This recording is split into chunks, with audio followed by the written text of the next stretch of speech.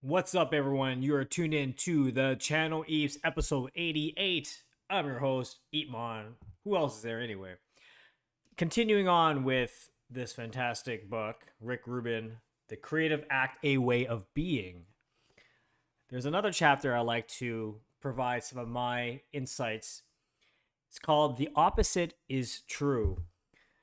For any rules you accept of what you can and cannot do as an artist, of what your voice is and isn't, of what's required to do the work and what you don't need, it would be worthwhile to try the opposite.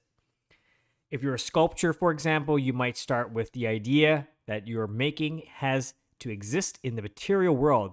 That would be a rule. To explore the opposite would be to consider how a sculpture can exist without being in a physical object. Perhaps your best work would be conceived digitally or conceptually with no solid footprint. Or maybe it won't be your best work, but the thought process might lead you somewhere novel and intriguing. Think of a rule as an imbalance. Darkness and light are only meaningful in relationship with each other. Without one, the other wouldn't exist. They are a matched dynamic system like yin and yang. Yes, sirs. So that is what I've observed in my world as well. Especially when I am confronted by individuals who, one, do not understand the medium that I'm engaged in, which is digital arts. Because I keep on saying, people who approach me, they go, "Oh, that's really nice. That's nice. Well, is it hand drawn?" As I had mentioned in my previous episodes, though it is a pet peeve of mine, it just shows that that is the opposite of what most of society understand as to what art is in their view, right? The traditional notion of an artwork is like a painting or an oil paint, a sculpture, or whatnot. But digital, oh my goodness, digital, that's like a 180. I don't know what it is. Anyway, so yeah, confronted by those who are just one, uneducated or unfamiliar or do not know what digital is. And I have, yeah, there's also a lot of people who either dismiss it or do not understand it, and therefore they don't take it seriously. They poke fun of it. They make fun of it. I can tell you even right now, right? As a digital creator, as a digital artist, of course I'm engaged with new technologies to express my creativity, like generative art, right? Generative art. What's generative art? It's art that's purely made using code to output generated like permutations and algorithms to come out with these like, different permutations, outputs of different. I'm repeating myself. My God, my mind's in an infinite loop. Essentially, yeah, it comes up with different random outputs. Blockchain and NFTs, right? I'm sure that some of my viewers who are listening may be in the camp of, I do not understand this medium, and how is it a work of art? How does that help artists, right? But I'm engaged in it, and I have people who are hating on the fact that I'm doing NFTs, right? So, but I can guarantee you, I can tell you, and I've seen this over and over again, like this, the opportunities is always the opposite of what you are accustomed to. So I'm digital, I'm in this world, not people understand it, but perhaps maybe the physical world is my 180, right? Well, how about the physical world? Turns out I am in the physical world. I am in the 180. Might look at my murals. Look at my collaborations in the fashion industry. Look at my collaborations working with institutions, traditional institutions, right? Museums. So a lot of people think all museums are more about archives and history, and museums are like, it's not really an art gallery or something. But I'm in that world too. So I understand that though I'm in the digital world and I create, that does not mean that I turn a blind eye at the rest of the world, or the opportunities that are on the other side of the spectrum. So yeah, it's kind of like this. It is a bit of a spectrum, isn't it? On one side we have maybe traditional craft, traditional arts, and then the other side you have like arts, but in a more technological, digital capacity. So there's a bandwidth, but it's still art. But we just have different camps of individuals who see it within certain lens. I believe the one who is able to appreciate and see and engage with the whole bandwidth of the art world is the one who's most likely will be successful, quote unquote successful, meaning that you have opportunities, abundant of opportunities, than being within a specific spectrum. And I mentioned also, like, artists, like it or not, like we are entrepreneurs. We are busy. We have to be entrepreneurs. We are the ones who have to show the world, if you want to or not, but like the purpose of creating art is really to internalize and also express outwardly as well what we're thinking, what we're feeling, the current state of the art, the current state of society, how you feel emotional, express it through creativity. That is, like, as I always mention, we artists have the hardest gigs in the game. And it is a part of our duty, and I believe due diligence, to really express our creations outwardly to the world. I'm not saying that everyone has to go always like push their stuff out there, right? That's why I guess we have galleries and those who can help push that narrative. But I do think that it's important we take the helm sometimes and really express ourselves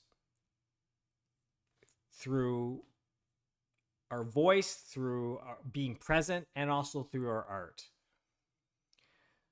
So yeah, we're entrepreneurs.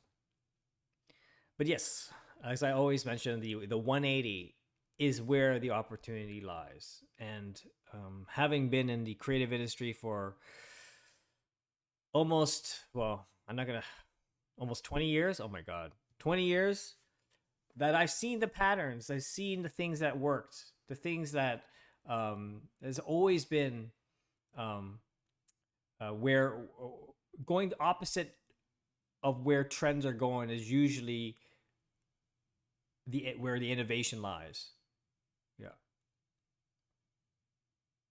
Another example, I mean, I don't know if it's a really 180 or thing, but I mentioned, right? Like I don't live in a metropolitan city. I don't, right? Where a lot of my peers, they would go to the bigger cities because the bigger cities supposedly have more opportunities.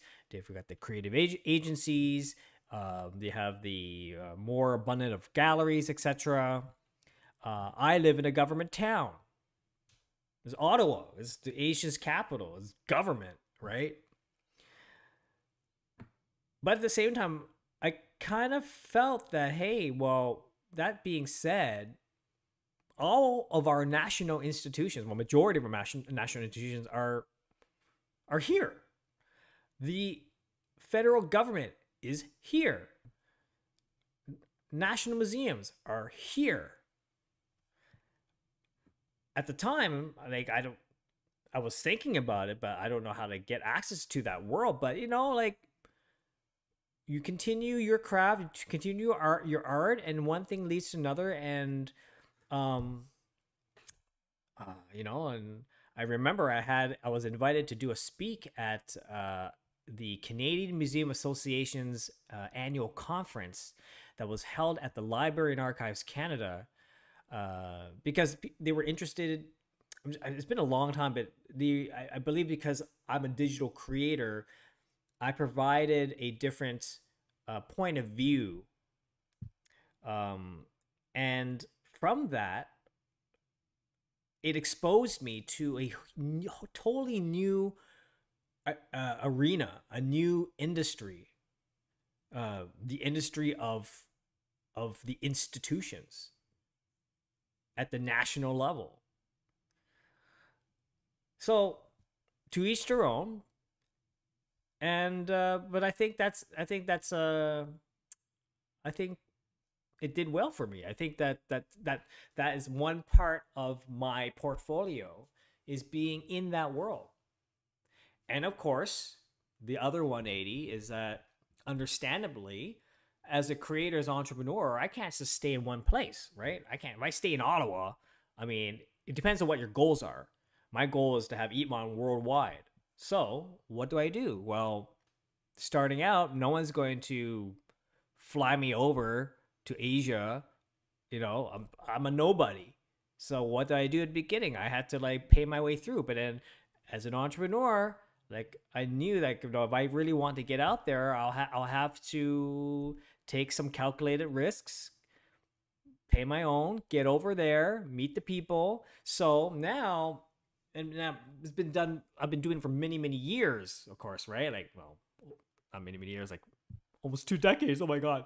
But now, you know, I'm developing a great relationship with the national institutions, developing a great relationship with the community and the local municipalities, like the Ottawa Art Gallery, you know, very, you know, more like at a city level, community level, and then I have my international reach where I was on the Team Canada trade mission to Japan. I was part of the creative industries delegation. They're all minister led, and I was in China. That was spearheaded by Canadian Heritage. So I'm developing these connections with the Trade Commissioner and the Canadian embassies over there, and also being, of course, on industry, private industry level, because I go to Asia. I try to go once or twice a year, right? And I continue to build and do my B2Bs, business development, getting some potential projects, did some workshops.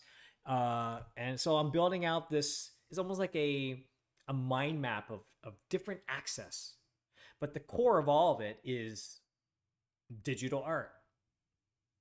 But if I was digital art, I could easily also say that, hey, I'm going to stick to digital illustration or digital, I don't know, graphic design or something like that, and I'm just gonna stick with that. But knowing that if we think about the 180 or the opportunities that exist from the anchor of being a digital creator, I think about how can I get to these other worlds, right? And once you crack the code in getting there, then you continue. It's like bootstrapping. You gotta, you know, it's like a cracking the code, meaning that you have to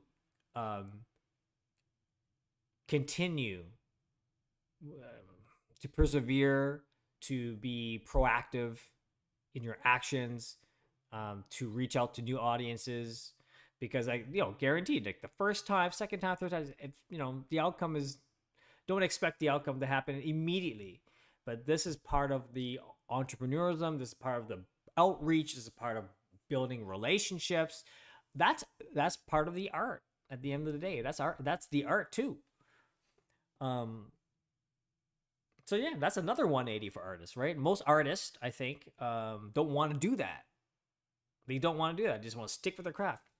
But hey, the 180, get out there, do your networking, build the relationships. So yeah, I'm really digressing a lot. Or am I desperate? I don't know. But that chapter, the opposite is where the opportunity lies, is so true. Anyway, I hope you like what I had to talk about. Hope it made sense. Like and subscribe. Sometimes I digress like crazy, and then I don't know, my mind. I don't know what that freaking infinite, like, I'm just repeating myself. Sometimes I find myself repeating myself over and over again. I'm like, I'm in my mind. I'm like, I've learned to, like, okay, I need to slow down and like shut up. Like, all right. So I'm still working on it, folks. Like this YouTube stuff, even though I'm on episode 88, but it's a totally different, how to say, type of engagement, because I'm literally speaking to the screen and trying to be as communicative as possible without having to press the pause button or cutting. There's really hardly any cuts. So I'm learning as I go too. You know, I'm watching my videos. I'm like, oh, I'm saying a lot. I'm saying anyway a lot. So this is a great practice for me too. All right, have a great evening, have a great afternoon, have a great morning, wherever you are in the world. This is the channel EPS. EEPMON signing off, and until next time, talk to you tomorrow. Bye-bye.